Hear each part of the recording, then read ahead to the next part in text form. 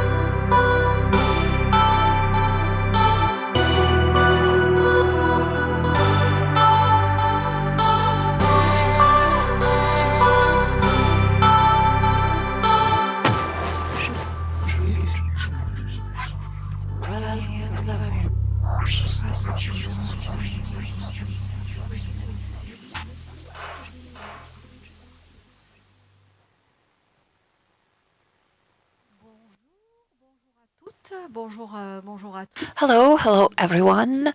I hope that you are all well. I hope that you all had the time to have your coffee and you're well seated and everything is all right for everyone. So I believe that we can actually tell you that yes, indeed, we did it. We are right now starting the very last day of this particular edition of the Biennale of the digital art. And so what actually can I tell you? It's not over yet, but I can tell you that this edition is very similar to what we have imagined. At the end of Marseille Provence 2013, European Capital of Culture.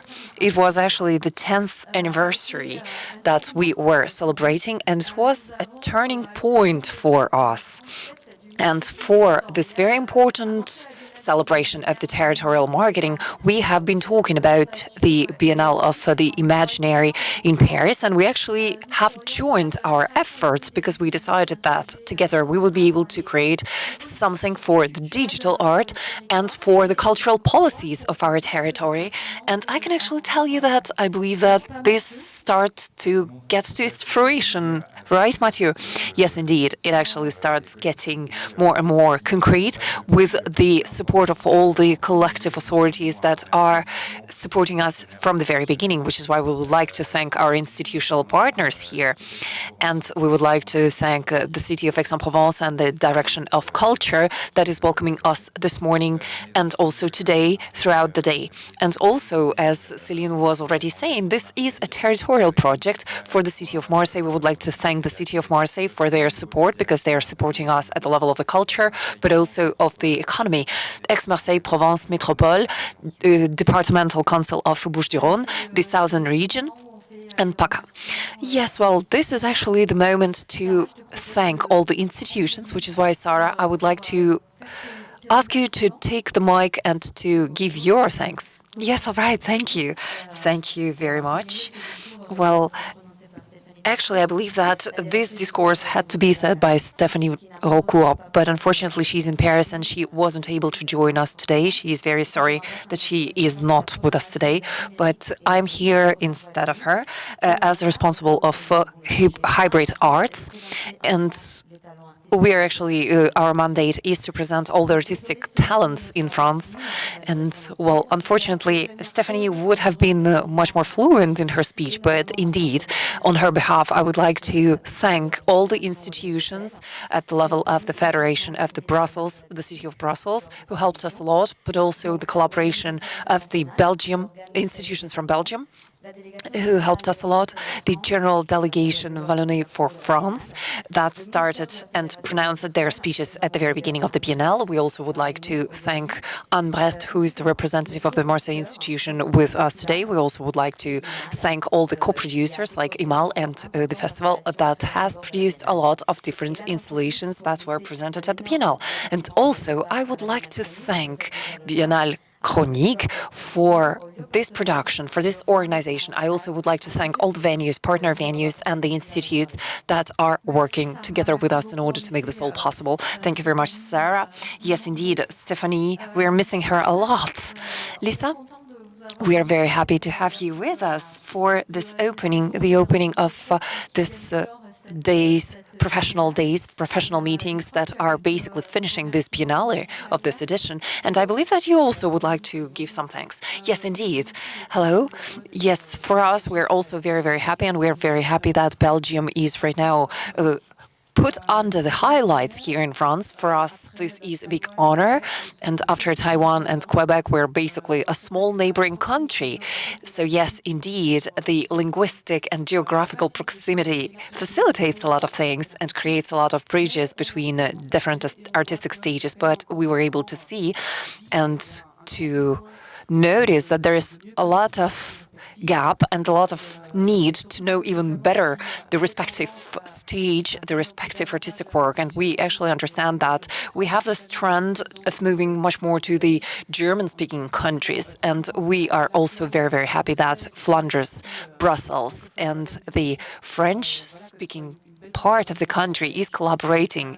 So this is a very beautiful collaboration on behalf of the Belgium, and which is why I would like to thank in particular all the artists from Belgium that are present here at this Biennale. I also would like to thank the Ministry of Culture and the Flemish government, and I also would like to thank the organizers. Well, I think it's very important.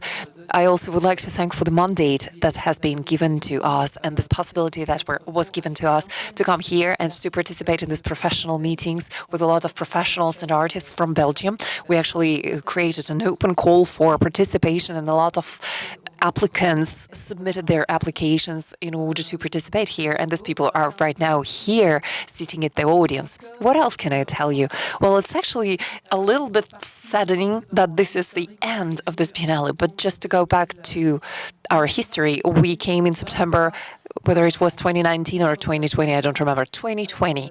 Oh yeah, so, well, it was actually a while ago, and you came to Belgium as well, and you were able to meet a lot of artists, and you were able to also visit a lot of venues in Belgium, and we also had a press conference for the launch, for the opening, and this was a very important moment for us. So we were actually expecting this professional meetings, these professional encounters that we're always expecting and looking forward to, and hopefully we will continue with this tradition. Yes, indeed.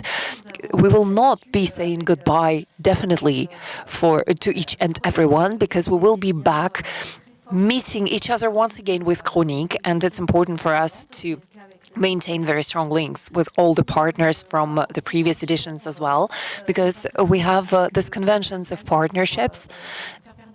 And for us, these conventions are signed in order to make sure that all of the exchanges last in time. Yes, indeed, and Taiwan is present this year. You can see this example. They have a delegation, and they are representing some performances this evening, but also they have a professional delegation, and they have this immersive experience, immersive performance that they will be doing in Marseille this evening. This is something that is absolutely a must for us. We have to maintain all the connections, all the links that we have created with people, with artists. And it's also very important for our international anchoring. Mathieu, the international part is very important for us, but I also believe that from the territorial point of view, this Biennale was a big success, right? Yes, indeed. This was a success.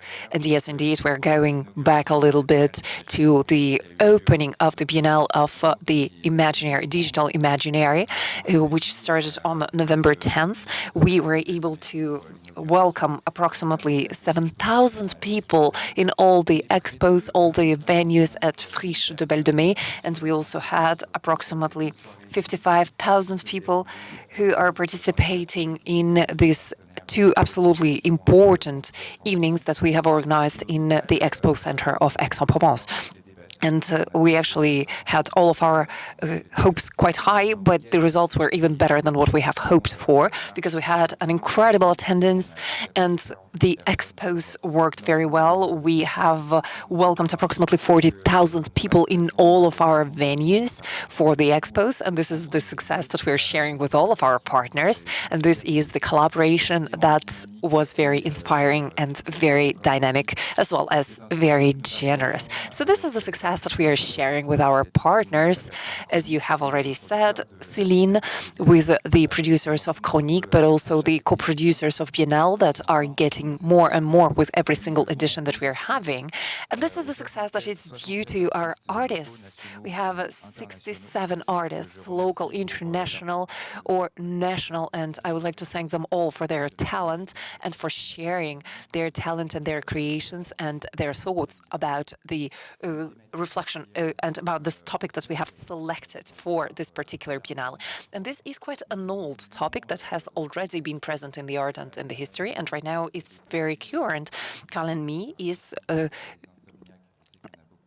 very much following all of this, and I believe that there is a lot of people who are working at night who also believe that this topic is very, very current, very timely for all of them.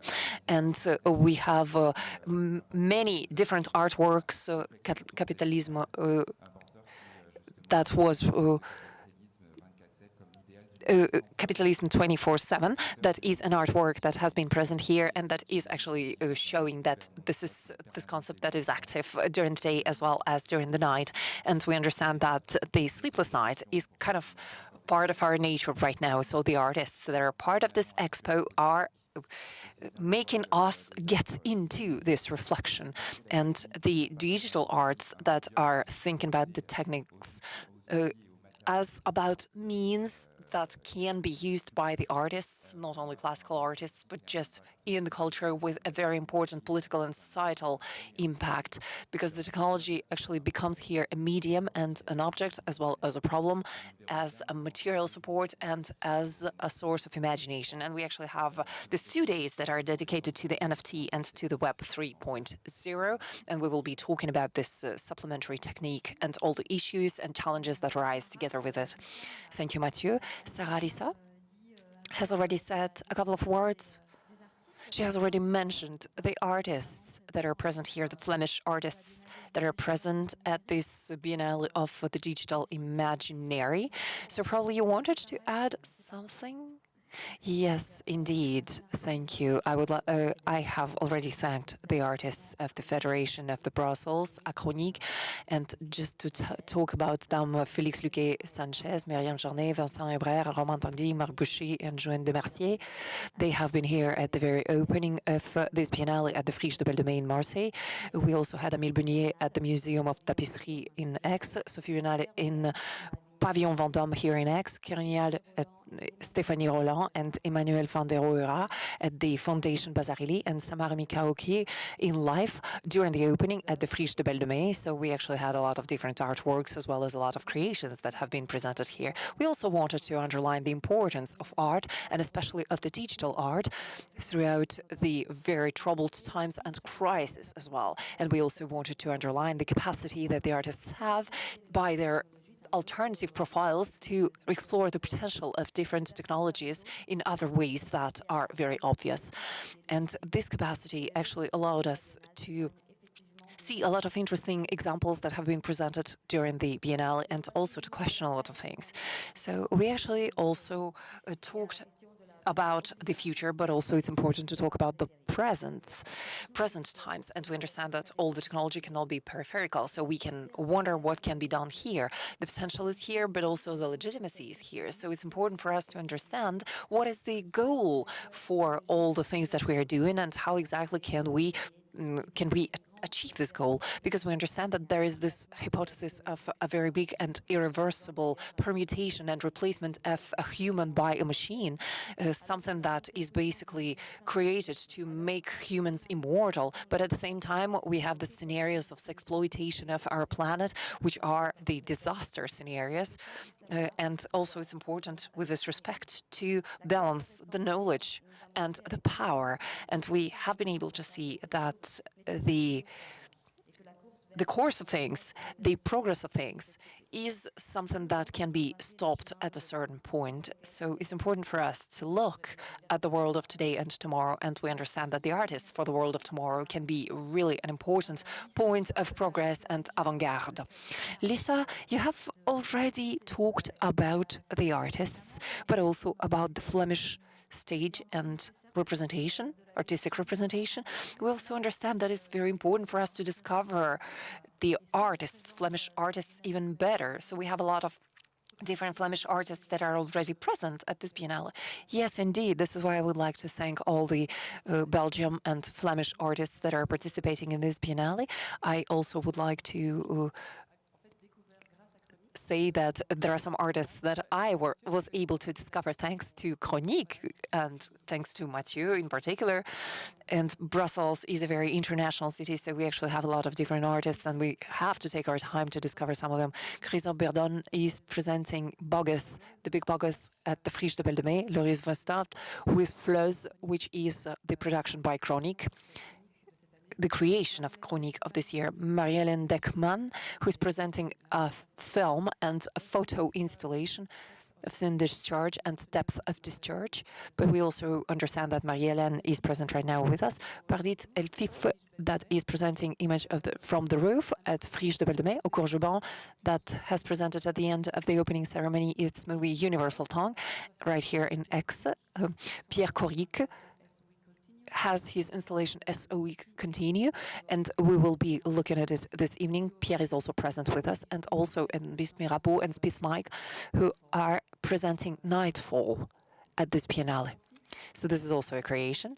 And I also wanted to use this chance to say a couple of words about the digital art in Belgium. And if Sarah, you allow me, I would like to focus a little bit on the Flemish territory because it's a little bit more French-speaking territory. So I would like to say that the digital art is quite young and dynamic, and starting from the year 2000, the digital art was actually recognized by the Ministry of Culture as a category of art. And starting from 2006, in the decree of the arts, the artists have also found their own space, their own place to get some support for the creation, for the production, for the development. They have also found some financement and so on, knowing that the French-speaking side, the Brussels Federation, starting from 2006, started also to give some finances, some financial help to these artists. So it's actually a very young segment. And we actually didn't wait to get some financement to exist because we already existed in the 70s, 80s, and so on and so forth. A lot of artists have already found their own place in the sector in the 80s in Flandre.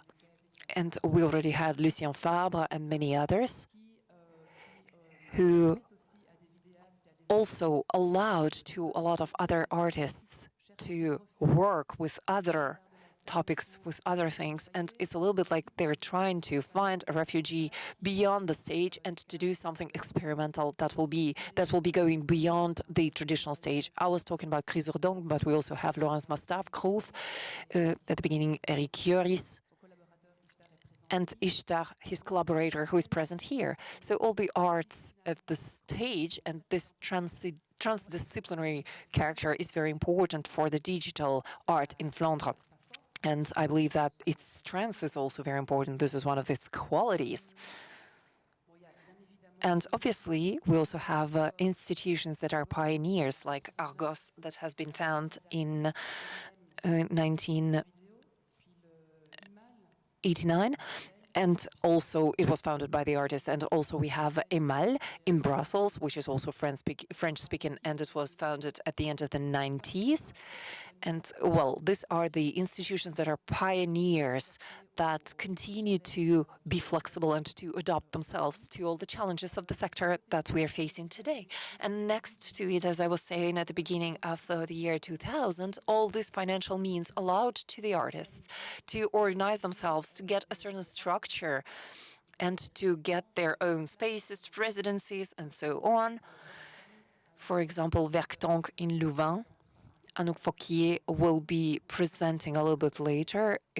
This space, Avocton in Brussels, these are very important venues for the digital art in Belgium because it actually creates the space for experiment, for reflection, through residencies, for workshops, for master classes, and so on. And it actually is something that is created for local Belgian artists, but also for international artists. So these dynamics are very important for us, because right now there's more and more pressure that is put on the sector, and the production also is being pressured more and more through these financements that are available, subsidies that are available. We also can see that in this artistic sector, we also have new structures that are present, like the Gallery of Renové, that becomes more and more important for the digital art. They're programming more and more digital art. We also have some more traditional institutions that are getting interested by this and that start integrating digital art in their production. I'm thinking about Arnos 2 that exists starting from 1960s, and they have a very important role in the development of the dance and the music and just arts of stage, and it actually has been has changed its name to arts of dance, image, and sound. And we're talking here about the practices and disciplines. They are also organizing the festival Artefacts. 2013, I guess that was the year of that festival for the very first time. So this is just to illustrate and to tell you that the digital art, this is something that is still very young, and it actually attracts a lot of attention on behalf of the ministries, and this attention is important. But also we are talking about the digital art and the modern art. And just going back to all the notes that I have taken and prepared.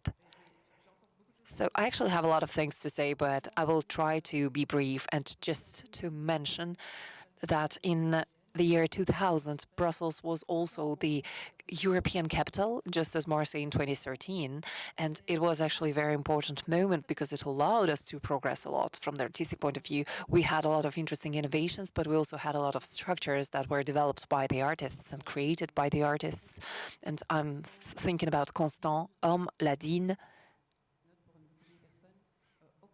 Okno, which are mostly in Brussels, but they have a very important place in this media activism and in this critical approach to the digital art itself.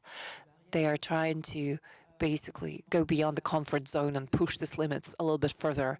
I also am thinking here about all the people that are accompanying us today. Martizan de Solborn-Werk, I'm thinking about her. And she is also an activist in this field right now. And just to finish, Art, Science and Technology in Brussels has started a residency program and program of support of production several years ago. The art schools and the universities are also doing this, and we also have a new part of the public financement which goes to these projects. That is, and it is actually allocated to some other sectors within the arts, to some other branches within the art. And finally, we have Creative Europe, which is an international network, European network. And it's also very important for the development of all the art. I would like to suggest you to read the text that we have published in this little leaflet that you have right here, and you have it at the entrance as well. And it has been translated into both French and English. So in French, it's actually the digital art in Flandre that goes from the very beginning to the years 70s and so forth. Well, I actually tried to present to you a short summary of all of this, but this is much better presented in this article that I have just cited. Yeah, we can actually see, Sarah and Lisa, that this Belgium art has a lot of similar characteristics with the French art. And starting from the French art and digital creation with the Biennale of Digital Imaginary, we actually see that this is our will to make it visible, but also to allow the development of all of this, and which is why we have this ambition that we have selected for this particular edition of the Biennale in our expos, in the opening ceremony and closing ceremony. We actually have accepted a couple of risks, I believe, and very soon we will be working on the budget that has been implemented here, and I believe that it will be a little bit surprising. But all of this to tell you, and I will also take a couple of minutes from Mathilde and Delphine, and I actually promised her that I will not be running late, but probably I will be having a couple of minutes of delay. So, of course, I would like to thank the team of Normassif, of the Biennale, but also of the two associations. Yes, obviously, I believe, first of all, about Carole Giordano. I have seen her when I arrived, but I don't know whether she is with us right now. Carole, I would like to tell you that you were absolutely needed, and you were irreplaceable for 10 years. During this last 10 years, together with Mathieu, right next to me, we were working all together. So, Carole, thank you very much from the bottom of my heart. I will try not to cry, but I will really, really miss you. I will not be able to mention here everyone because you can understand we're a team of approximately 25 people, and if I start talking about every single one of them, we will finish approximately at noon. I also would like to thank Sarah Olaya, who actually was able to assume with all this smartness and determination that is part of her characteristics, the coordination of this Biennale. And we actually have already told her many times that we wouldn't be able to organize this Biennale without her.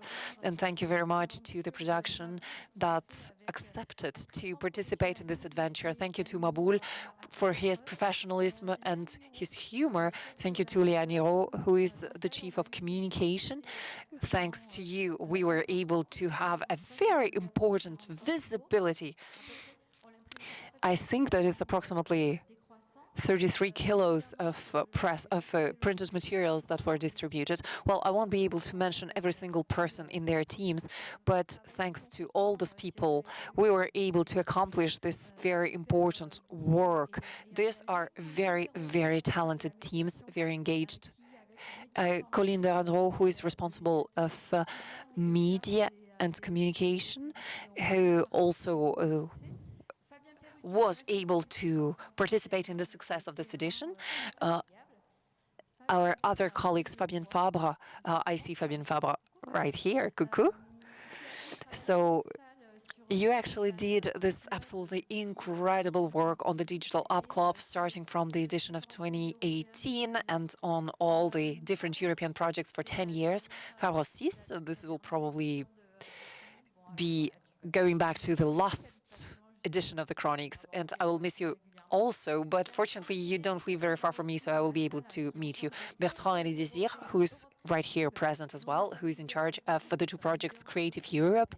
Yes, indeed, we are the leaders of two European projects, and some of our partners are also present here in this room, and I would like to welcome them and thank them. And also, I would like to thank the European Commission. A very big thank you to the technical team, Philippe Marseillais, Émilie Fouillou, and all their team. Thanks a lot, and thanks a lot to Mathilde. This is also the third edition of the Biennale. And you were able to very professionally work on this professional meetings, professional encounters that we are doing, and Mathieu will probably be going into a little bit more details in a couple of minutes. So thank you very much to all the team for your commitment, for your participation. The continuation of our adventure will pursue with a strengthened will and desire. And it will happen right here in this territory, the territory of the southern region of the metropolis Aix-Marseille, but also with the network, ACNUM network. And we have to remember them and to thank them, because we have a lot of members from their office and from their board that are present with us and that continuously work very hard with us, with all this determination, with all this good mood at the level of the territory, but at the same time at the level of the whole of the France. Mathieu, probably this is also the moment to give us detailed information about all of them. Well, Mathilde will hate us because we are running late. Well, I actually wanted very quickly to give you this very little gift. This is not chocolate, these are just cookies, and these are the cookies that we are giving to the Chronique, and as a little token, as a little sign of our gratitude.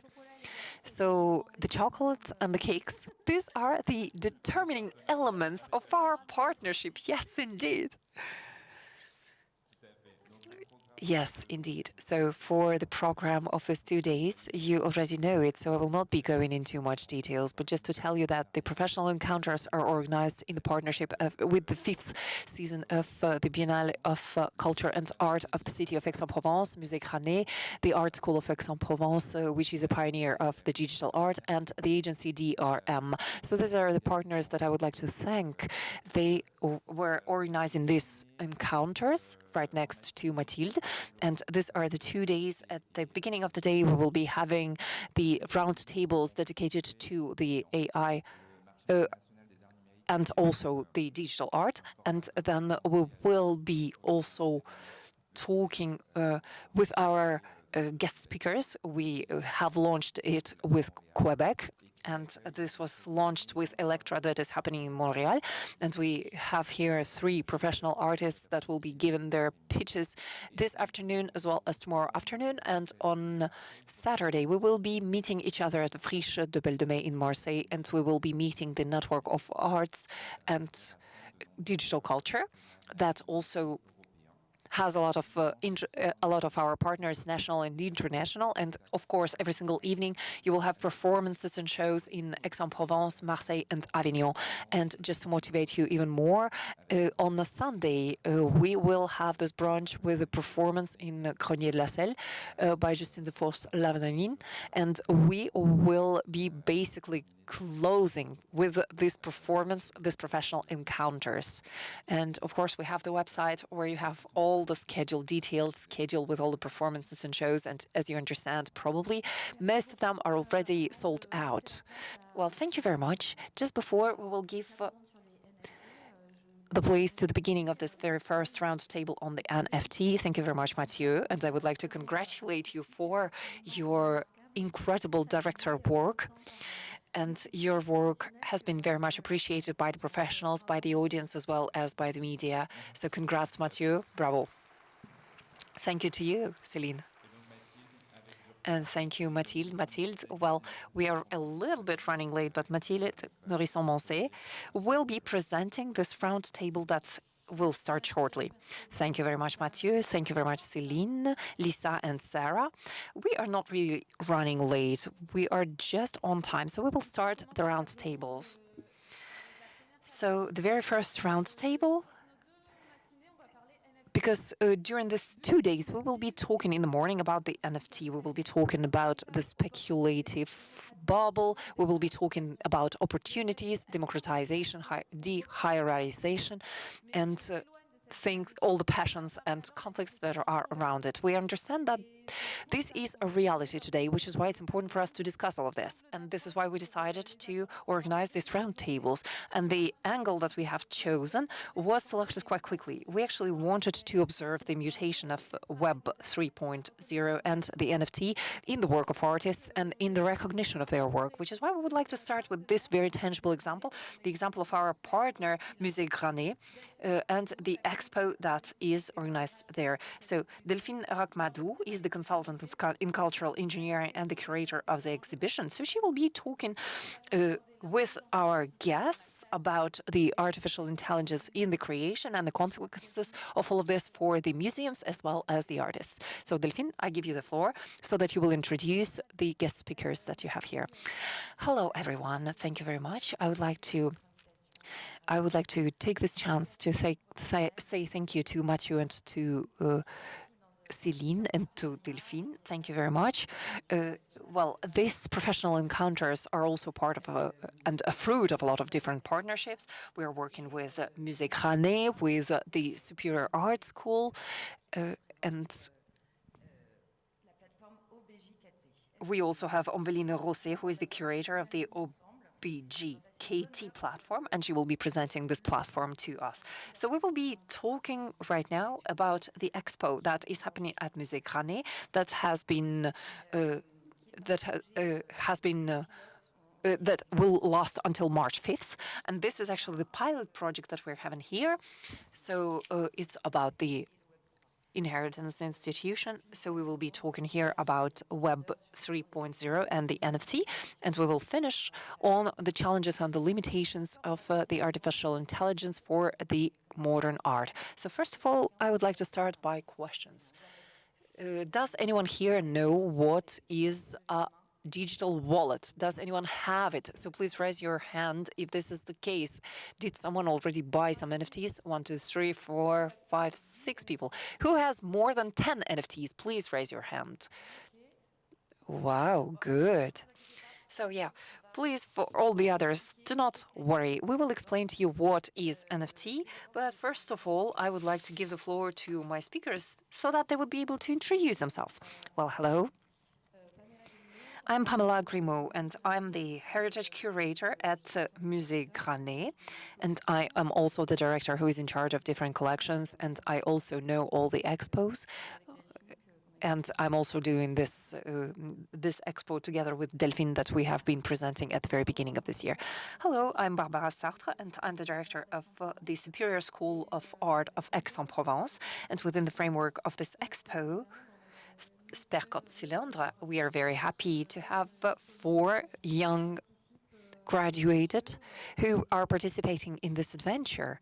And I believe that what has been said has a very important place here, and it's also very important that our Superior School of Art is dedicating a lot of time and effort to the digital art. Pierre Pose, I'm an artist, and I'm actually here and my artwork is present at Musée Granet and the Expo Sphère Continent. And I'm also present with my artwork at Friche de Belle de Mai. Hello, I'm Amblin Rosset, and I'm the curator for the Object.com, which is a platform where you can buy NFTs. And Anne-Laure, I don't know whether we have her with us because she was supposed to participate through the video conference, and she is the project director and digital development. The Department of Ministry of the Culture. Yes, I can hear you. Well, hello. We can actually hear you very well. Well, unfortunately, you cannot see me. Yeah, but we can hear you very well. Probably you would like to introduce yourself briefly. Yes, I actually have raised my hand for the wallet, but you weren't able to see it. So I'm Alain Janek, and I'm working at the Digital Development Department of the Ministry of Culture, and I'm also in charge of the working group on NFTs. This is the working group that I started in spring of 2022. So I'm leading this group, and I'm co-leading it together with the digital creation department in the digital space, and I'm very, very happy to be present virtually today so that to participate in all of your debates, because for me this is very important. It's very important to be able to talk about the NFTs in 2023, and hopefully the world of the digital art that you already know very well will accelerate these encounters with the world of cryptocurrency, NFT, and blockchain. Thank you, Anne-Laure. We will go back to the definitions, more technical definitions, a little bit later. So I would like to thank our partners once again. I have already cited them. First of all, this is the Biennale of Aix-en-Provence, which this project is part of, and they are the producer of this expo. And I also would like to remind you that this Biennale, in its DNA, has a lot of projects and innovation, and more than 1/3 of the events is organized in co-production and as part of the expos. So thank you very much. Thank you, Barbara. Thank you for the dissemination of this call for project, and you will be able to see the artists that are participating in this expo, and 4 of them are the graduates from the Superior Art School of Aix-en-Provence. So I would like to start talking a little bit about this project. So we know that in this expo we have 2 different dimensions. The first one is the pedagogical dimension. Oh, right now we see Anne-Laure, but we don't see the presentation now. Okay, so we have this pedagogical dimension, as I was saying, and this is the first dimension. And it actually is very well observed in the course of this expo that I would like to invite you to go and discover. And the second dimension is the innovative dimension, because, as I was already saying, the Granet Museum is right now the very first museum in France that has a wallet, thanks to the partnership with the company called Ledger.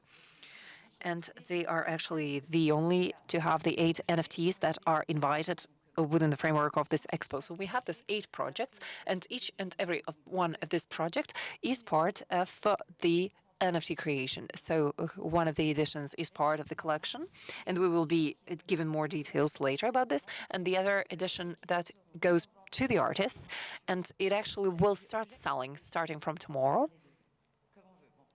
on Object.com.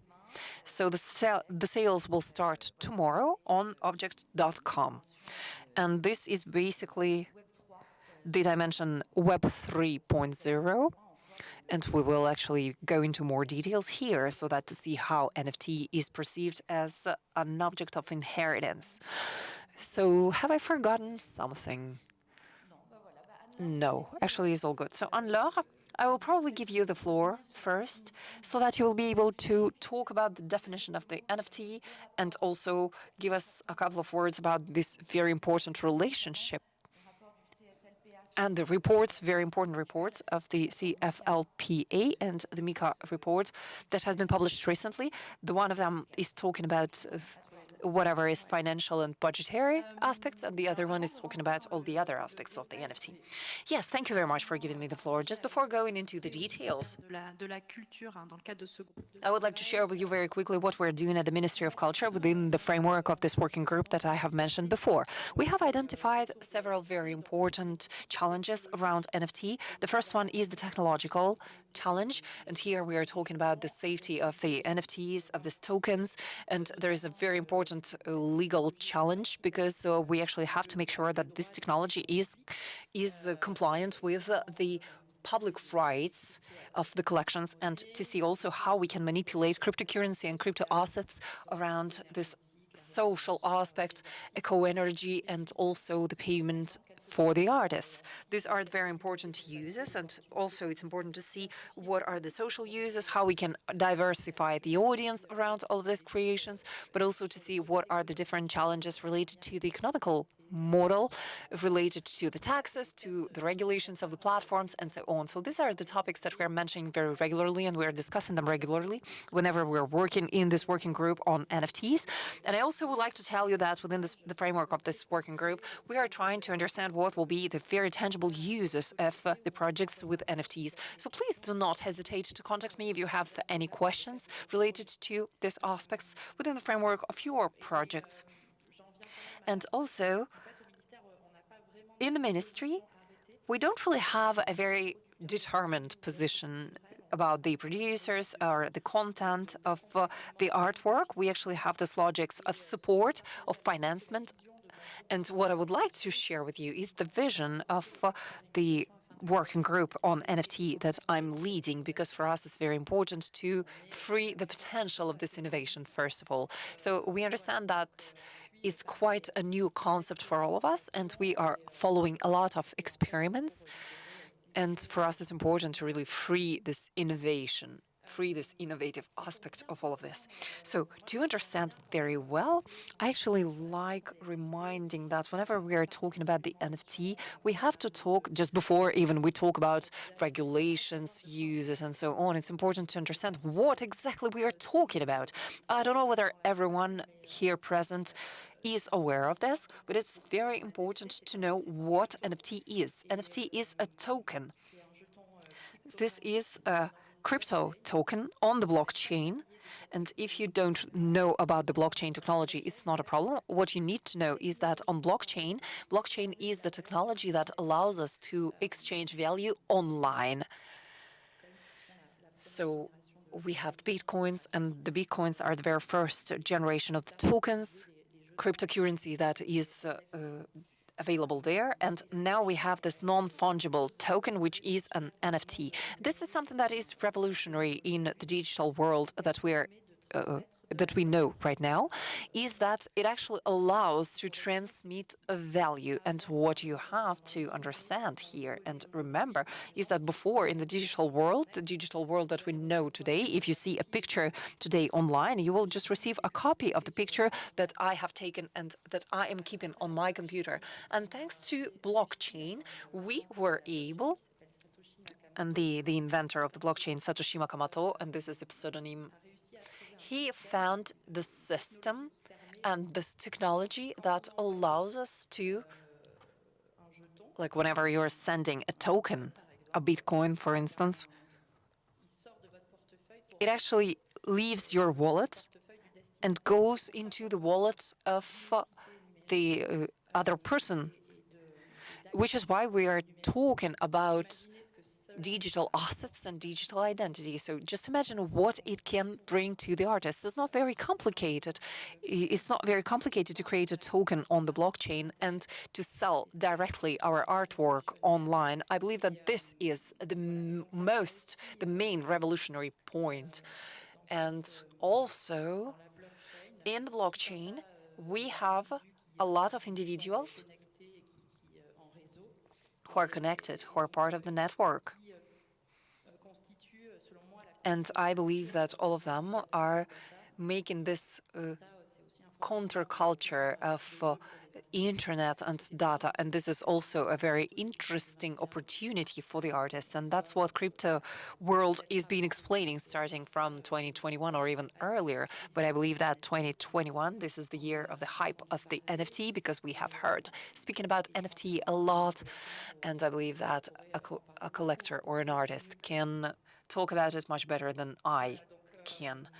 So this is it, just to give this short introduction in terms of definitions of the NFT. So this is the non-fungible token.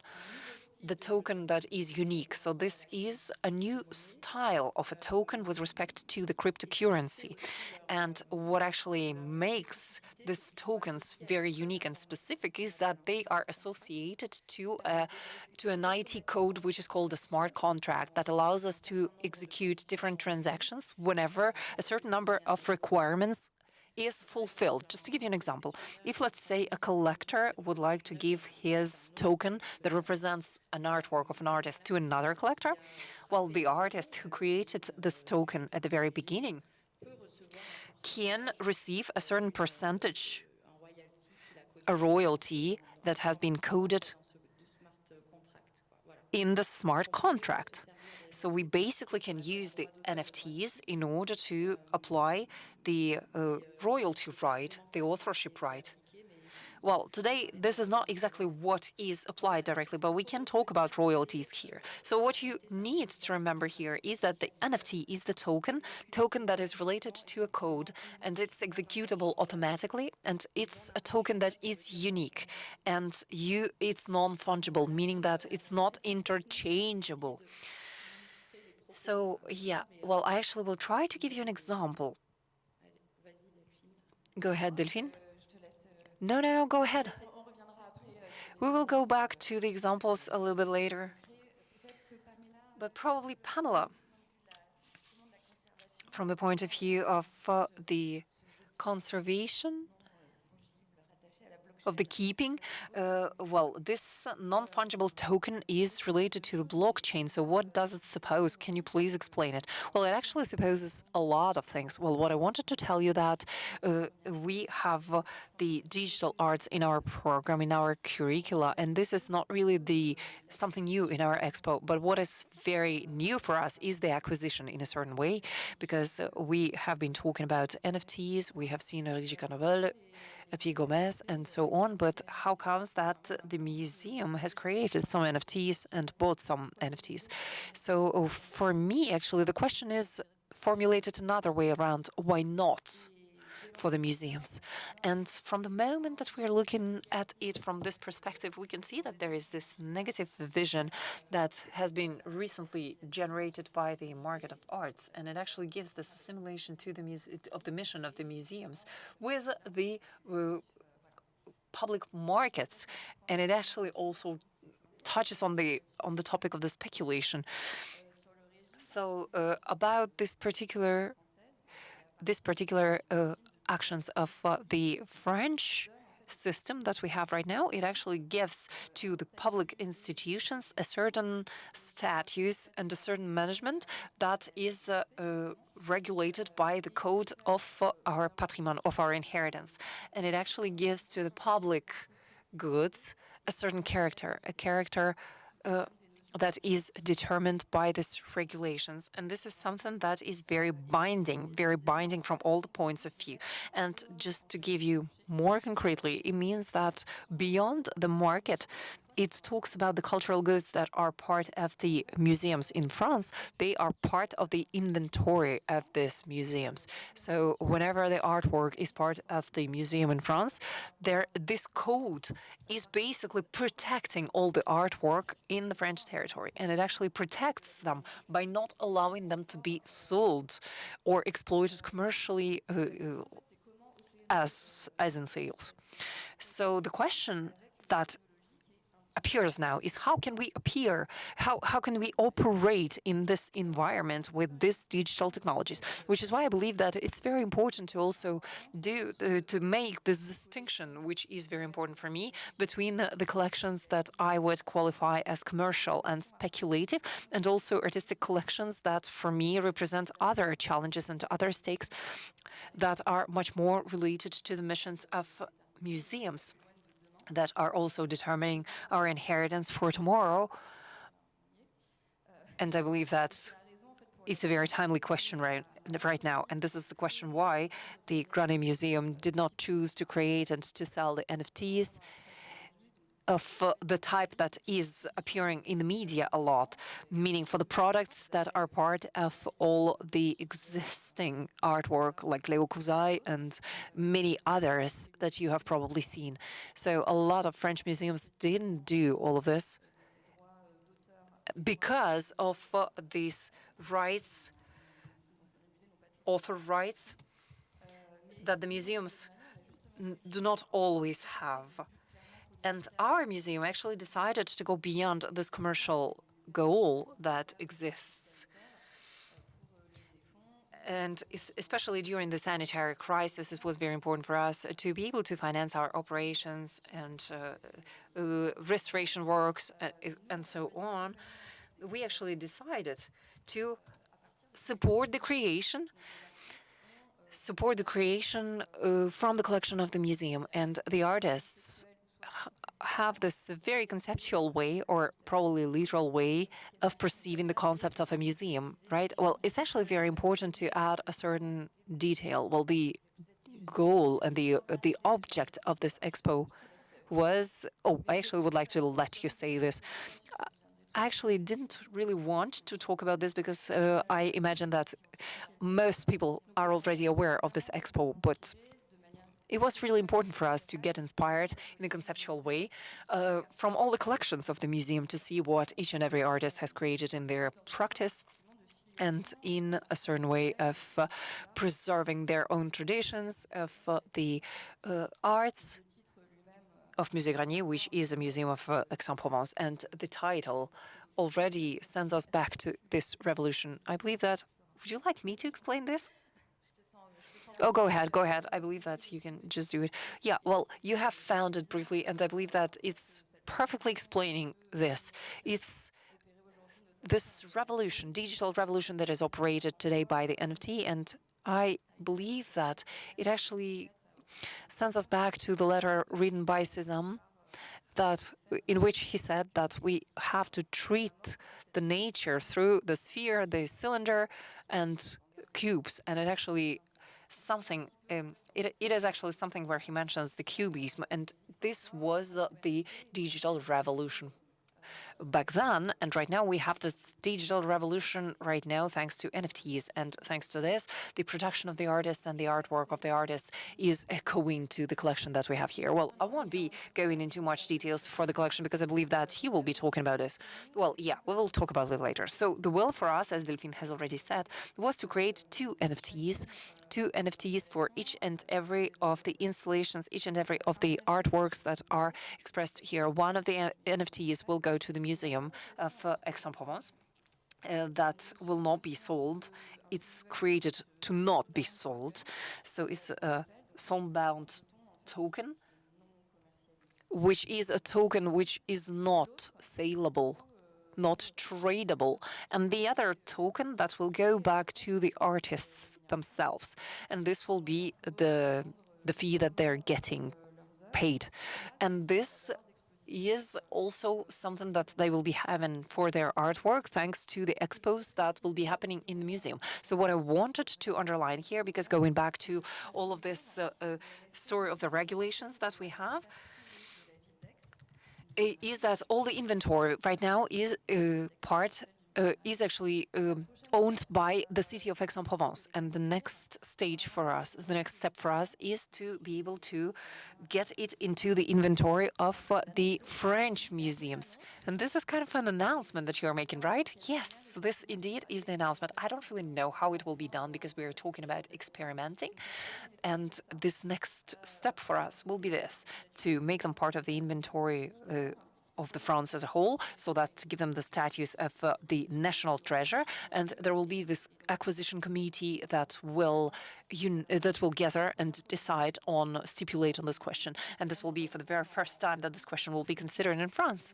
So the big premiere, and the ministry obviously will be participating and is already participating in this reflection and in this debate, because we have been already talking about the Museum of France, which is one of the which is also related to the Ministry of Culture, and I believe that here we are also talking about the innovation and the creation of all of these experiences and all this new trends that allowed the ministry to update the regulations and to create new regulations probably. So for the museum, it's really this connection between the creation and the heritage that we're very much interested in. And so that to create an object of heritage, NFT must be considered as an artwork, and it actually can be considered as an artwork. We just have to have this legal framework, national framework, but also European legal framework that will allow the NFT to exist with the copyright protection, the protection of all the different rights related to the artists. And I believe that this is an essential point for all of us and an essential right as well. And I hope that the experience will be very interesting here, and the experience of Music Rani will allow us to build up this new regulation. So probably going back to this link to the creation, for us it was also very important to have this link to the local creators and to the art school, knowing that Music Rani, until the mid 20th century, it was very much related to the drawing school in Aix-en-Provence, and the director of the drawing school was also one of the curators of the museum. Oh, and he was also a teacher there. Oh, he had been a student there, first of all. And, well, this link also is very important for us. And, of course, within this principle of democratization, I don't really like this term, democratization of the culture in all the museums, it's important for us to have this new audience, but in the traditional museums as well. Starting from the beginning of this expo, we have opened it on January 6th, and we have approximately 1,300 people in the museum, and I actually believe that they all go to the second floor to see the expo. And this expo will remain open until March 5th. And it's true that this triangular relationship is very important for us because we have this venue that is very representative, the Grane Museum, but we also have the collection and all the artwork that we can show that can be creations, artistic creations, very modern artistic creations that we are showcasing. And of course, the audience that is one of the essential actors of this triangular approach. So thank you very much, Pamela. You have been able to talk about this privileged link, about the privileged link with the art school that we have here. And this is a very important reminder because in our structure, this is something that reminds us this connection to the digital art. Can you please, Anne-Laure, say something else about this? Yes, thank you very much. And I would like to go back to this because I believe that this digital part is very important, and it was important to underline it and to showcase it to the audience as big as possible. And a museum, through its characteristics and its accessibility, is probably the very first door, official door leading us to the art, to the discovery of art. And what I wanted to say is, especially for the young generation, it's also a possibility to conscientize this dimension of the graphic artwork and the artists themselves. And it's probably even more the opportunity for the young artists because this phenomena is organized through this very new space of NFT. And it actually has this character counterculture that is not very much present in the artwork in the museum. So we are basically establishing this chain here through this initiative, which is why I would like to underline it and to underline the positive character of it. I believe that it's very necessary during the training of the artists and also for defense of their copyright. And yeah, in the art school, we believe that we are very much affected by all of this because the history of our school and the relation to the French art is very old and very important. But this history will be also relating now us to the digital world, and it's crucial for us because essentially our school in Aix-en-Provence is a pioneer, as you have already said. Thank you for that. Because starting from the 90s, when the computers started just appearing everywhere, it was still evolving. Many actors from the city, from our school, starting by Jean Biangini, already started training and making sure that the training would become a space where artistic innovations in terms of digital and digital artistic practices would be able to exist. So it was something that was being created, and it had this experimental aspect to it. Louis Beck and Christian Soucaré were the two actors of this movement, and they were working on it from the very beginning. And in 1993, there was this symposium called Art and Cognition, Art and Cognition, was was actually considering this topic. So this is the beginning of this movement, and very quickly, with the incentive of our director Jean-Paul Pontot, we created one of the very first labs of research and creation in the Superior School of Art, which was called Locus Sonus, and it was focused on the sound arts. Sound arts, and I'm taking this in the broadest term, because the expression of sound art, and back then, it was just emerging, just being identified for the first time. So Locus Sonus was until 2005, and starting from here, we actually created a lot of different research spaces and a lot of different workshops. So right now we have many workshops around digital arts. We can talk about 3D, mechatronics, hypermedia. We have a young artist right now who just joined us, and she's working in virtual arts and programmed media. So she actually joined us as a teacher, Alicia Estier. So we have this very broad offer in terms of sound video that we are studying there and developing there. So I'm talking here about broad definitions because this is something that is very active within our school. So with all the digital, we have been developing. 5 years ago, we started the development of the, well, we call it research studio, but we are talking here about the master students in particular. And in master's studies, we are talking and thinking about the interactive artwork and network of the generative music, video games, virtual worlds, and algorithm writing. So this is the space that is basically very lively in our school. And it makes from our school like a nursery, like a lab, or whatever you would like to use as a term for the artists that are interested in all of this. And this studio is called Art Temps Réel, meaning art in real time, if we translate roughly. And it actually shows us that there is this specificity of the art that is related to time, because art is always evolving, always changing, and always interacting with the present. Thank you. Thank you, Barbara. Would you like to probably continue, or probably we can come back to you a little bit later and probably give the floor to Pierre?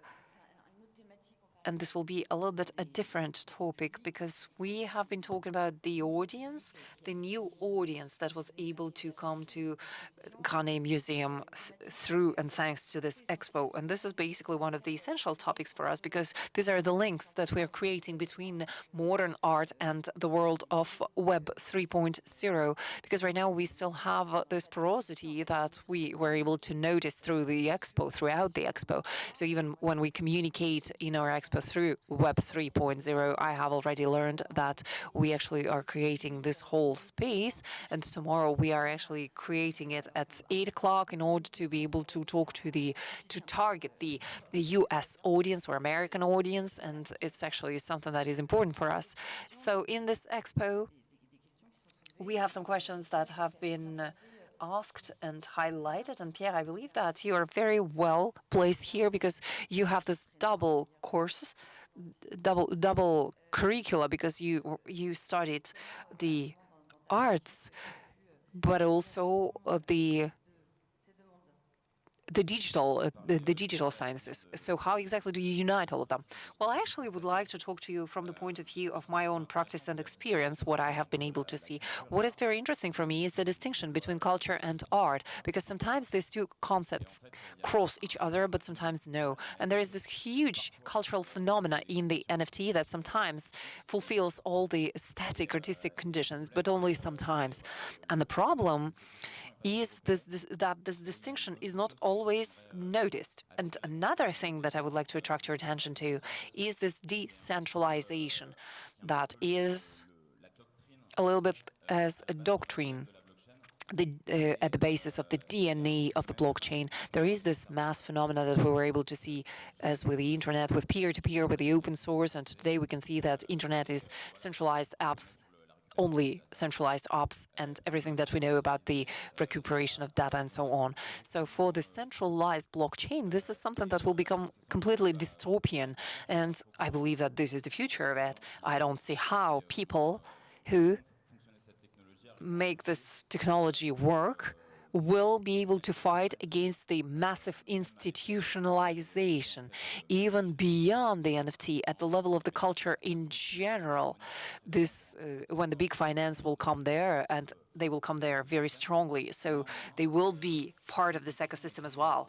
At the same time, all those questions and all the gaps, legal gaps that are existing today, they are leaving us a very important window for the initiatives, artistic initiatives and aesthetic initiatives. And I believe 5 years ago, approximately, or even probably 5 years more, we will be able to experiment as artists with this medium that can definitely become a new medium, and also the technology that can be patented by, but also the technology related to codes. And I have this impression, which is a little bit deceptive right now, and this event here probably makes me lie a little bit, but I believe that there is a little bit lack of curiosity on behalf of the modern art, and I'm part of it. And it can be kind of defined with respect to some things that are happening. It's a little bit like a client that can be a little bit revolted by some things. So it's very interesting to see how these two aspects are basically acting and moving all together. So it's basically something that is disruptive in my own habits, but that's something that is happening. And at the same time, there is this issue you have been talking about ether space. There is this energy at the level of the system of crypto and crypto art, and the methods of demonstration and communication around all of this are very centralized. It's like on Twitter, and Twitter is not very much a social media that is very much pointed towards arts and philosophy. So I believe that this is the biggest problem, is the quality of the attention that is directed at the artwork on behalf of the crypto. And it actually does not allow us to really have this reflective conceptual practice around this medium for now. And I believe that there is something fantastic that is happening with this panel here, is that, in my opinion, a project which is a successful project that will be using NFT or blockchain as a medium should have an echo in both worlds, in the world of art, which is an institutional classic world of art, or probably at the level of the galleries or something like that. And on the other hand, it actually has to have this echo at the level of the blockchain system. And what I was able to notice is that we have very, very good initiatives at the level of the blockchain, but we have absolutely no echo in the art world. Or the opposite, we know something in the world of art, but no one knows about it at the level of the blockchain. Yeah, well, probably you, Ombeline, can tell us a couple of words about this dissemination and this knowledge of the artistic projects. How exactly does it happen in this platform in Web 3.0? Because you are receiving projects that are part of the traditional art. Yes, can you hear me? Yes, indeed. This is something that is very much related to Twitter right now, and that's a problem because this is very centralized indeed. So there is this problem at the level of the attention, as it has been said. So the presentation of the project is done through the threads on Twitter, and people will be looking probably at the very first tweet that is presenting this project quickly instead of diving into details, and this is a pity. So you don't really need to write a complicated text, right? Well, people actually, if the title is catchy, if they're interested by the title, they will be clicking on the link, and then they will be looking at the description of the piece of art, and they will read this description. But the problem is that there is this communication in the very first place, the communication to make sure that people are really aware of the project. This is something that is done internally in the groups of collectors, within the group of collectors. How do they communicate? Well, they actually communicate in the privately, and they have a lot of information that is circulating there, but this is privately. And the public communication is basically done through Twitter. Right now, that's the case. So we are trying to find some other alternatives to it. Thank you. Probably you would like to add something on. Well, this is the discussion that we have had already with you online. How can we develop these different communication channels, transversal communication channels, apart from Twitter? I don't really have any ideas here, but what, according to you, should be done in the world of the modern art? So, what would be the actions that should be carried out right now in order to facilitate this exchange and this communication? I know this is a difficult question. Well, in the world of the modern art is kind of complicated because the channels of communication are not at all the same.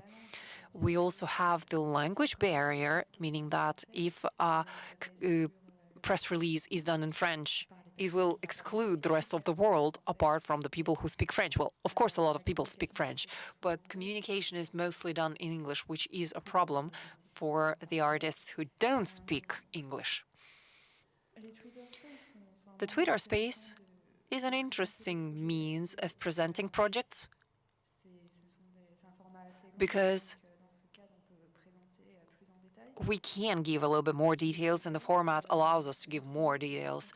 For the projects, I believe that some artists started talking about it on YouTube through video or on Twitch, and they are actually trying to talk to a younger population, and it actually allows them to present their projects in a more elaborate way. Yeah, and it actually supposes that you should have a community behind all of this, right? Because it's actually, well, Pierre has already mentioned it, community is fundamental here, right? Because if you don't have a sufficient group of people behind all of this, or behind this Twitter account or something, it will just not be noticed. Yes, indeed. And it actually is very, very focused on communities, and the artists are getting known thanks to the community that they have built beforehand. So they have to build this community of the collectors first, and then they will get known. There was also an emergency of the digital galleries. Well, I don't really know how we would say this, but these are also people who are trying to help the artists to present their artwork, but also to contact the collectors. So I see that this gallery concept is being developed more and more. But probably we can also remind that Object.com is part of the blockchain called Tezos. And this is a French blockchain. And I believe that it has always been a partner of artistic projects, of Basel art and so on. So how can we explain the interest of Tezos for everyone? Can you probably explain us? Well, at the beginning, these were artists who decided to put some NFTs online on the platform that was the very first platform, and it actually existed on Tezos.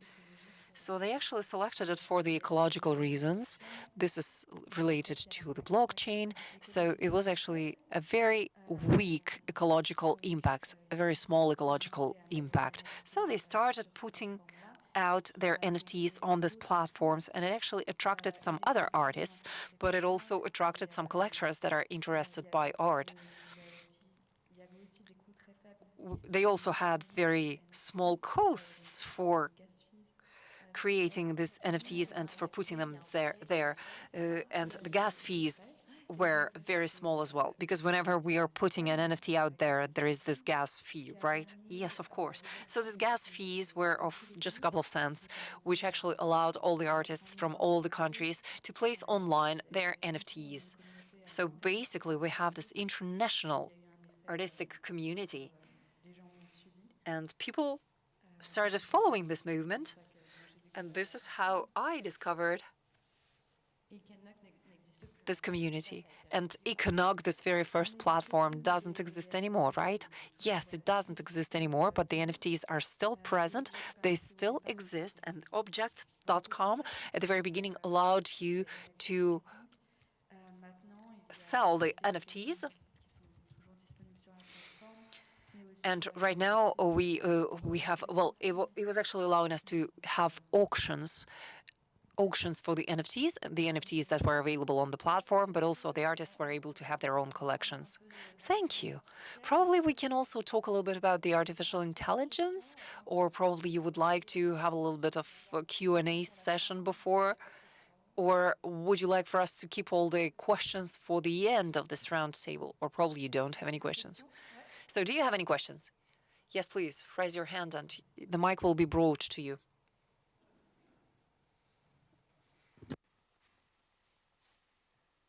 Merci. Bonjour. Thank you. Hello. Yes, the question that I would like to ask is that you are talking about NFTs as about a medium. And I believe that this is a very interesting concept between the token and what the token represents. So I didn't understand why this is a medium and not just an automatic something. Can you probably explain this? Thanks for asking this question. I believe that this is a very important question because NFT is a smart contract. Is a smart contract meaning a code that can interact with the blockchain and with some other smart contracts. So yes, indeed, you have a possibility to create art with a code. So either to create, I don't know, probably some process to create pictures with codes, right? That you will be able to use JavaScript or something like that. But you also have this possibility to create scenarios on the blockchain with all these different smart contracts. So it's a little bit like abstract as I'm explaining it, but it can actually get closer to the generative art or to the conceptual art, I would say. And there are some artists who are using the smart contracts as their medium. So there is no even a picture or something in the NFT, right? So there is this evolution. Yes, there are some evolving NFTs.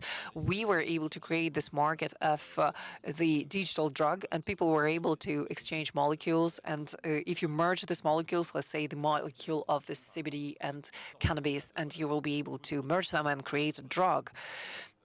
And it was actually a scenario that was created on the blockchain. So this is actually essential also with respect to the acquisition by the museums, because most of the NFTs are a certificate that is pointing to a digital file.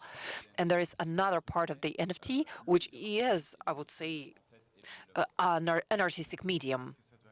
But why does it have to be an NFT that can be this generative thing? We can actually do something else without for it being an NFT. Yes, indeed, it doesn't have to be NFT. But the advantage of the NFT is with respect to the copyrights of the ownership, meaning that you can give this ownership in a very tangible way to someone. And the fact that you are putting it on the blockchain, it actually engraves it forever. Unless when the blockchain disappears completely. But with the huge blockchains as Ethereum, we can say that they will exist in 30, 20 years and so on. So this is a very important means of preservation, conservation of the artwork. Yeah, and that's a very interesting point from which we can also start another thought. I believe that we have a lot of advantages and disadvantages for the NFTs, for the museums. And this is basically one of the biggest advantages, is the certification of authenticity of each and every object that NFT is granting to it. And it actually is something that is essential for the public collection because it also gives this character, especially with a very copy-prone character that we have right now for the digital art. It actually gives us this possibility to have this control of authenticity. So that's very interesting. I would like also to take the word here. It was Anne-Laure who spoke. So please, I would like to take the floor. Just with respect to this question, I think that it's very important for you to understand that NFT in itself is a digital certificate, is a technology, which is why we are talking about a medium. So this is just to address the question that has been asked by the audience. And I actually have this report of the Superior Council on the copyright, and it actually says that apart from the cases of very rare exceptions, NFT cannot be considered as the artwork. And when the code is generating something that is an artwork, a spiritual artwork or something like that, and just as Pierre has been saying, in general, NFT are always associated to pieces of artwork, digital artwork. So in this case, the artwork is the artwork, not the NFT. And we have some other limited cases when it is considered as the artwork in itself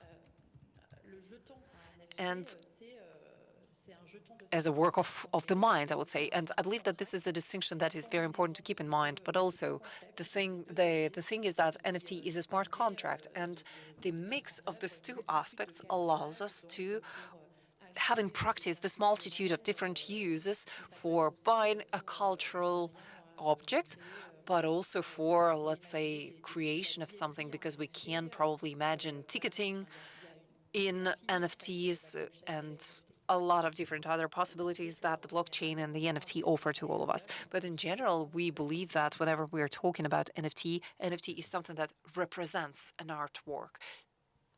Thank you. Thank you. This is something that my question is connected to the previous question. What's your name, Richard? Can you please introduce yourself? I'm Pierre Coric. I'm an artist. The question that I would like to ask, I will probably reformulate it. Before the existence of the NFT, we already had this idea of selling an artwork. And a lot of artists were already selling them like digitally. Let's say they were given the instructions of creating a picture even before the appearance of the computers. So they were basically given the instructions for the creation of the image and so on. So when we're thinking about NFT as of a support for an artwork, for a work of the mind, as you have said, does NFT really represent this? Because if we can sell the unicity of the conceptual artwork, let's say I'm giving to you this sheet of paper, and this sheet of paper has the instruction how to create this artwork for you, and you will be doing it and not someone else, because that's just for you. So that's what I wanted to say. I would like to ask whether NFT does add something up to this unicity of the artwork, to this uniqueness of the artwork. Because probably this can become a code that generates a picture, or the code that can probably dictate the gesture of the hand on the paper, and so on. So what does NFT add up to this uniqueness? Pierre? Ombeline? Anne-Laure? I don't know whether my question was clear. Well, your question is quite broad, which is why I cannot probably give you a very exhaustive answer. But from the practical point of view, you have been talking about the copyrights, the giving copyrights to someone or something. Well, you can basically have this transaction on the USB with this piece of paper that will be presented as a PDF, and I can promise you that this will be one sample out of 5, and it's kind of weird, but this is NFT that will basically validate this act, and you will only have 5 of those because everyone will be able to check this register and to make sure that you promised 5 and you will have only 5. And with respect to the issues related to the market, this is very liquid and this is available to everyone immediately. So you don't have this heavy process where you have to send by traditional mail something to someone. Things are happening immediately here, so that's very important. And the third thing is the tokenization. It means that you can fraction one artwork and to make it accessible to several people. Let's say you can fraction a video in 1,000 pieces, and everyone here will have a small piece of it. This was what happened with Marina Abramovic. So, for her performance, she actually divided her performance. And I believe that these are the examples that are very interesting with this.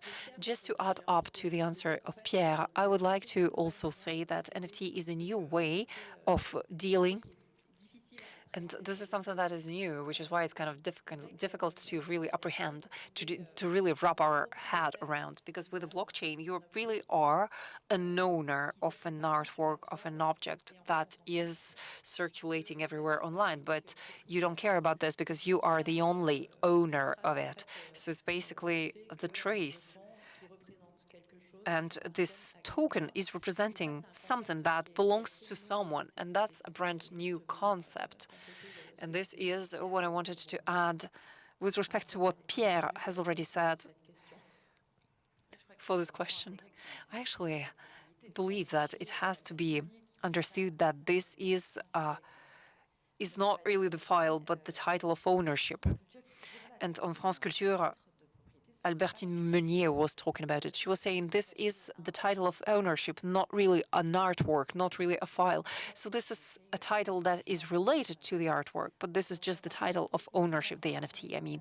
So we will go back to the Q&A at the very end, because I would like for us to take a little moment and talk about this technique of the artificial intelligence, generative artificial intelligence. So what are the challenges, what are the limitations with respect to the creation?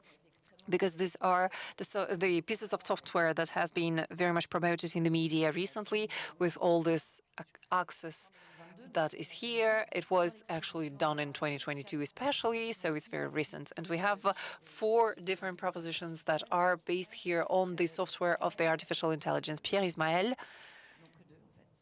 Oh, probably not 4, just 2. Pierre Ismaël and Gregory. 3 of them, 3 of the artists are also using the artificial intelligence, and they're part of this expo. So we have very interesting issues and challenges related to the transparency, and Barbara has already mentioned it. So what exactly is the creation, human creation and creation done by a machine? So I probably will give you the floor, Barbara, so that you will be able to develop this point. And then we will study also the challenges and the limitations one by one. Yes, thanks. I believe that if we have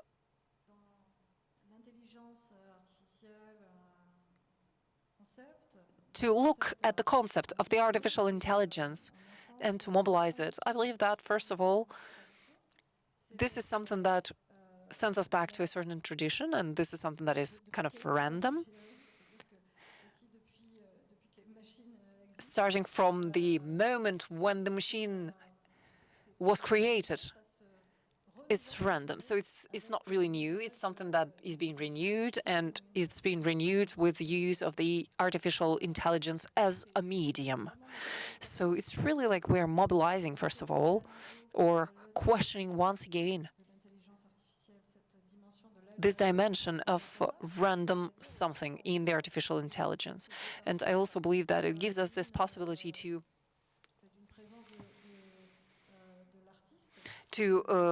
get rid of the presence of the artist in the artwork, and also to question the status of the artist.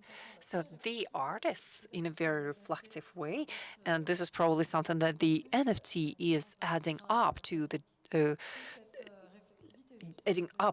with respect to the different and at the opposite of the classical contract is this reflection, actually. And in a very basic way, I also would say that whatever we can find in the NFT from this point of view is also a means of reproducing something, and one of the means, just like the others, probably a means of printing or a means of, well, just reproducing this artwork, one other means. So this is inside the system that is using new technologies, and one of these new technologies is artificial intelligence.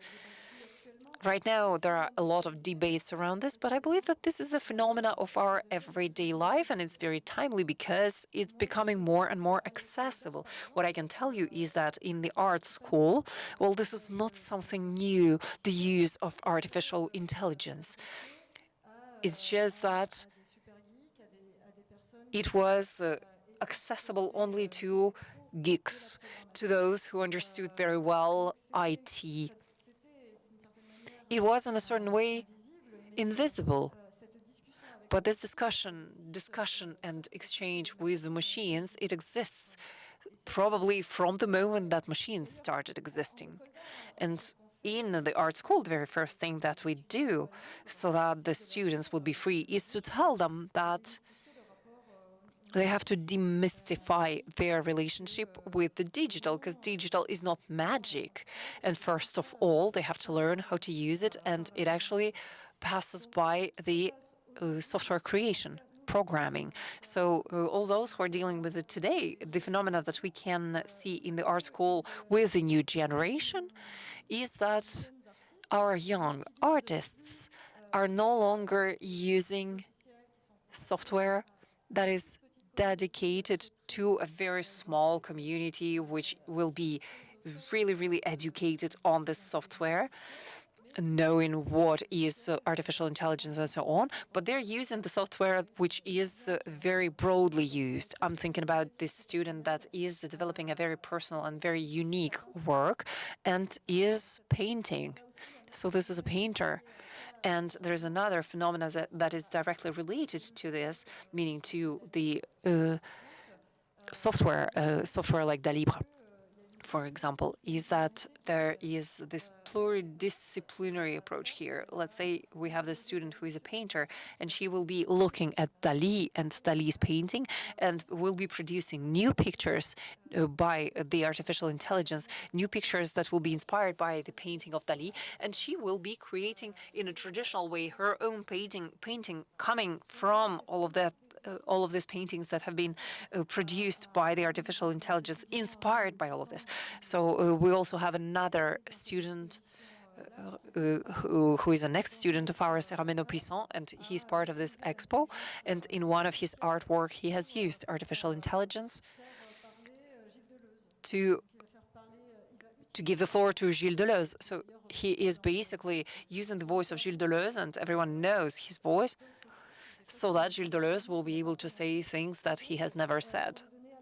So that to give him a prophetic character, but also to make him talk about the present. So this is one of the uses.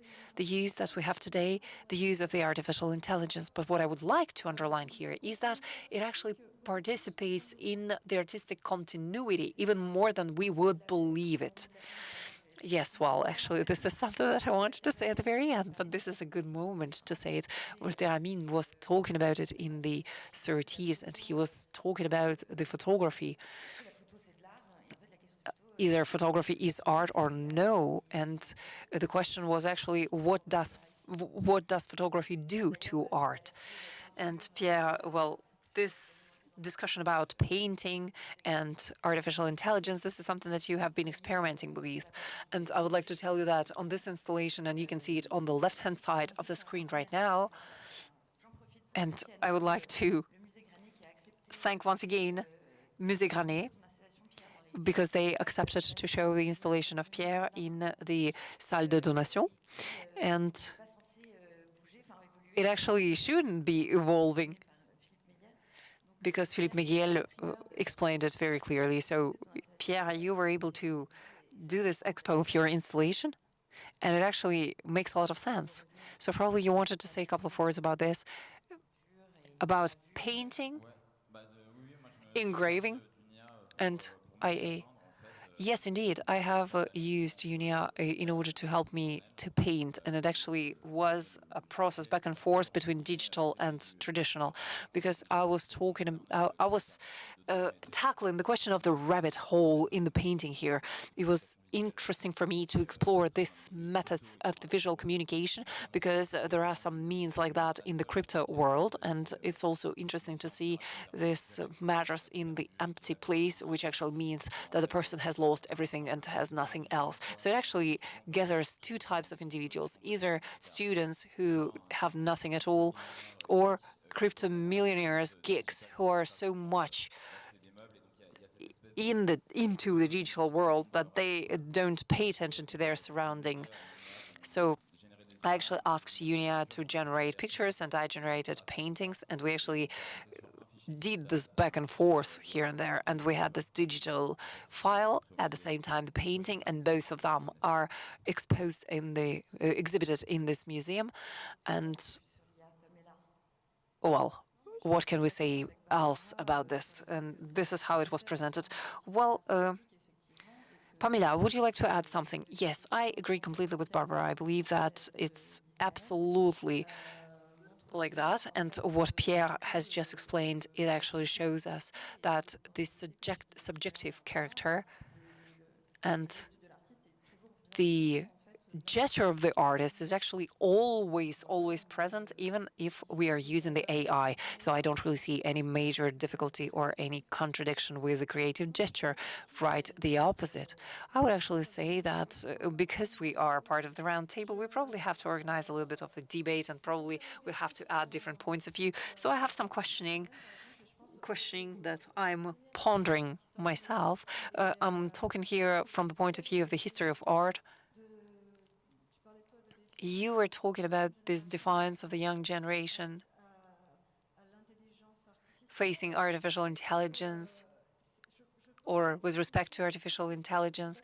I think that is especially about the images, the pictures, because we are in the society of overproduction of the images, and the artificial intelligence is contributing also to the production and reproduction and reproduction of images, and it actually adds up to it. So we can wonder whether the use of artificial intelligence is not a form of canceling this gesture, of erasing this gesture. Thank you. Well, for me, my questioning that was brought forward through this exhibition is all these references that are given to us through this software of artificial intelligence. So we're not finally very much overwhelmed by all this software, because we have this software and they have this references online and so on, and this is something that is becoming shorter and shorter, but at the same time we are able, and the artists show it, we are able to master it to a certain extent and to guide it in a certain way, to lead it in a certain way. And we have seen it. You will be seeing this video in the museum, the video of this artist, and we were able to see in this video that what he actually fed into this software,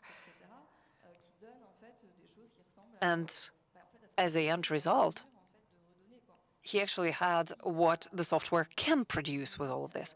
So from the points of references that were fed into this software, the software was able to produce something. They had some novels that were fed there, some paintings, and so on and so forth. So I believe that the limitation is here is not really the artificial intelligence that is superior to us.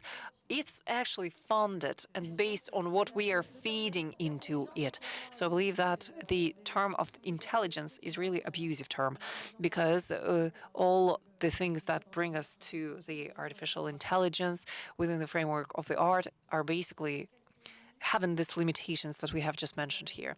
So we still have a couple of minutes, so probably I would like for you to ask your questions, and we will answer your questions. Bonjour. Alors, j'ai plutôt une question par rapport. Oh, I actually have a question with respect to what has been said previously.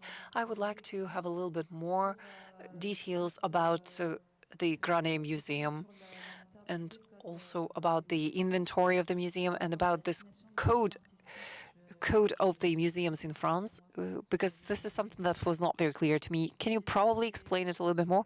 So what's your question? Can you please explicit it? As far as I understand, the definition of the artwork is related to this code of museums in France, right? Yes. Well, this code of museums in France and code of heritage in France does not really define the artwork. This is the code of the copyright that defines what is the artwork, because it actually shows that the artwork, whenever it exists, the copyright exists as well. And in the museum, we are basically creating the museum, and we need certain legal requirements that are giving the museum this ability. Well, I'm not a lawyer, sorry, so probably I'm not really using the right terms, but the code of the heritage is here to create the legal framework around the artwork. It does not define the artwork instead. Oh, yeah, thank you. All right, I understand. Because I actually thought that the Code of Museums in France was defining the artwork.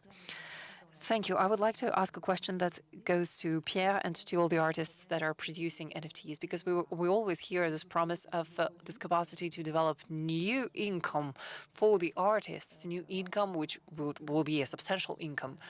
And can we actually confirm it, or to know in which proportion this will be possible? Probably Pierre and some other artists that are present here can share their experience with this to tell us what exactly does it represent in terms of the proportion of the annual income that you have. Thank you. In my case, it's very interesting, but this is exactly the same thing and the same proportion that I have in the real world, meaning that the very first project, NFT project that I had, generally I'm making projects that are very expensive to produce and difficult to sell. And my very first project was very, very expensive for me because it was like a huge plant, I would say, to produce. So it was very representative. And then I cannot really talk about everyone and on behalf of everyone because there are some people who spent a lot of time marketing their own artwork. But for the artists who are coming from the traditional art world, there is less this community aspect, and even collectors, classic collectors, are always not aware of some IT tools that exist in the digital communities. They will much more have traditional tools. So I don't really know whether it actually answers your question, but for me, this is exactly the same thing in the digital world than in the real world. Well, that's very interesting in terms of data, because the question that I was asking is especially for the visual artists who don't really know the codes of Web 3.0. Would you say, because we always hear that this is very easily accessible, and it's very easy to mint an NFT, and we hear a lot of testimonials that are saying that there is this need of creating communities. So the artist that is a little bit far away and that decides, yeah, I would like to launch my own project here for different reasons. So what would be for the situation for this artist? Is it really accessible? So what are the points to check in order to make sure that this will work for them?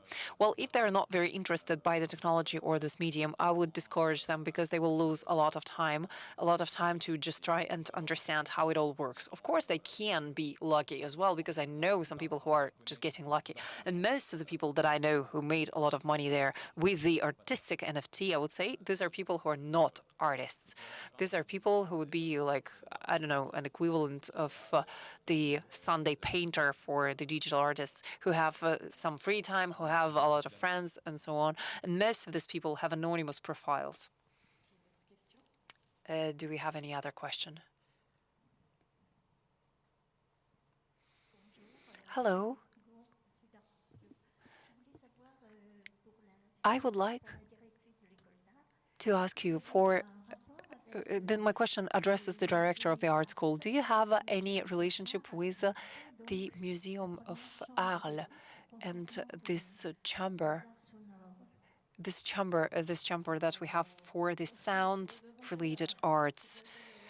Oh, I actually think that we have to ask the director of our lab working with sound whether they have this connection or not, because the community is very big and very open, and I don't really know everything that they're doing. Well, we actually have this listening chamber in the Musée Riatu, and Michel Rotachard is doing it. Well, yes, I'm actually from Arles as well, but I don't really think that we have had a collaboration with them, and you are absolutely right. This should be exploited. This should be done. We actually have our team of research, and they do know people from Arles as well. All right, I would like to say something else. This is not really a question, but rather an information that I would like to give. The art school in Avignon, very recently, it was this Monday precisely, they created this cinema evening, and they have presented 4 different films that were directed by people who today are very, very famous artists. Armand Farouki, who is the ancestor of Web 3.0, Jimian Prévu, Camille Gros. So these people, are they already part of the inventory of the museums in France? I can't really answer this question. Probably they are. I can imagine that they should be, but we have to go and look at the website of Centre Pompidou, essentially. And I believe that with videos and so on, they should be there. Well, chances are they're there. I believe that in national collections, that's for sure they're there. Yes, because these are like the ancestors of Web 3.0 with these films that are very important. And I believe that these films should be disseminated and shown in every single art school. Well, this Monday it was in the art school of Avignon, but it also can happen in the art school of Aix-en-Provence. Yes, indeed, they are actually invited. I believe that it's very much related to the events, to the current events that we're having with the war in Ukraine and so on, because all these images are absolutely extraordinary. And on the other hand, in Avignon as well, we have the image school in Lyon, and they are working with the Grenier d'Acier Foundation of Nice. And I also wanted to know whether you have a relationship with them, a close relationship, because they're also part of the Chronique, and they're doing also a lot of things. Yes, indeed, we're working a lot with them. And we also have a project, a common project with them, but I will not be doing a spoiler for all of you. Well, for Chronique, that's for sure, they're working with them. We also had some questions over there.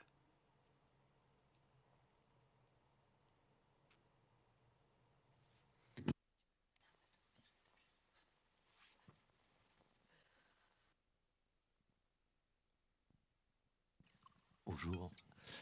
Hello. Jacques Frénois, I'm part of the Institute of the Modern Art.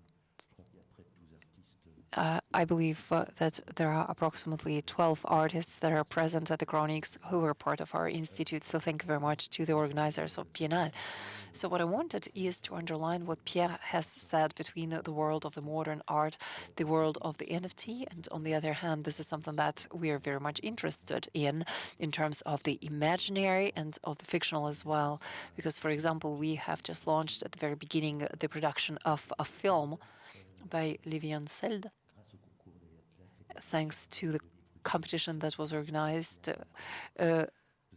by the Federation of Brussels. So thank you very much for your support. For us, this project is very interesting because on one hand, we have this film that will be talking about the virtual influences. And at the same time, this film is also an NFT, and the resolution of the enigma of the movie is in the NFT. So we were talking about this fictional and artistic dimension, but there is also this dimension related to communication for us, because we can definitely showcase this film in different movies, but also in the international festivals like Berlinale and so forth. But probably also in the world of the NFT, we are working, and we have been discussing it with the platform of photography Police Palace to have a space, NFT space for the collectors. I think that there is this idea that comes from the experimenting, and it actually comes from different spaces of experimenting and creation. And there is also this creation of the links between classical objects like a film and some virtual objects like the NFT. And this is something that we are fundamentally interested in. Thank you, Eric. We also had a question over there. Yes, hello. Mathieu Riza. I would like to ask the following question. Don't we have an abuse of words when we're talking about creating NFT, starting from the moment when it actually mixes many things, but not the artwork necessarily? Are we probably using the wrong terms here? Yeah, that's a very good question. I actually would like to say yes and no to answer your question. Because, yes, indeed, it's still a contract. It's still a smart contract. So the NFT is an experimental space in itself, an artistic space. So we actually can have a certain confusion here. But on the other hand, it's not exactly the artwork in itself. So we actually are missing an element here. And then, if we look at the NFT as what it is, meaning multi-factor unity. So we actually have this relationship of every single thing of this genre of uniqueness and the numbers that are given to it. So when we're looking at it as a multifaceted something that is composed of several elements, then we understand that this is an artwork that has a certain shape, a certain form, and this is the possibility of reproducing it that the NFT is granting. I don't know whether I was able to answer your question, but this is the analysis that I can do with this. Well, with respect to the definition of the artwork, well, I don't know whether you can hear me. This is Anne-Laure speaking. Yes, I actually have a much more legal and digital point of view, technological point of view, I would say here. And my answer is yes. This is not the artwork. NFT is not the artwork. So this is, as you have said, a wrong word that has been used in the definition.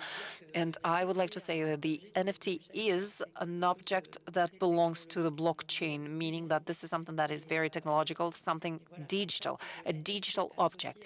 And then an NFT that is associated to an artistic gesture, to an artwork. It can definitely say that in this situation, indeed, this is an artistic creation, but stricto sensu, a token, is a cryptocurrency on a blockchain. That's very clear. I would like to add something here. I hope that in 1 or 2 years we won't be using the term of NFT, which is very ugly, and because like we're not listening to MP3 artists, we're listening to the music, and hopefully with the NFT we will no longer be using this term in 2 to 3 years. Yeah, it's a little bit like we would be exchanging emails and we would say, I will be using my protocol, SMTP protocol, for sending an email online on the internet. So this is a little bit the same thing. Very last question that we will accept because we don't have a lot of time. Yeah, I would like to ask this question especially to Ombelin. About the collectors, we were talking a lot about the artists, the artwork, the supportive actions, but we weren't talking a lot about the collectors. So I wanted to know what are the profiles of these collectors, of these people who are supporting the artistic system? Why are they collecting? Can you please explain us a little bit more the profiles of the collectors? Are these people who have already had collections of artwork? This is actually something that is very interesting. The vast majority of the collectors with who I am working are essentially people who are discovering NFT thanks to cryptocurrency, and they are discovering art thanks to NFT.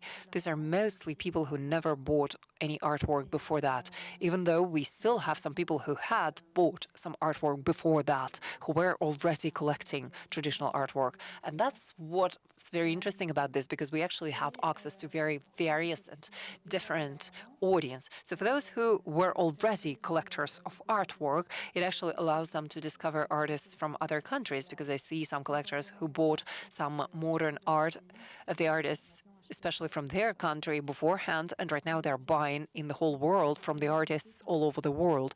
But in the vast majority, this is a very young audience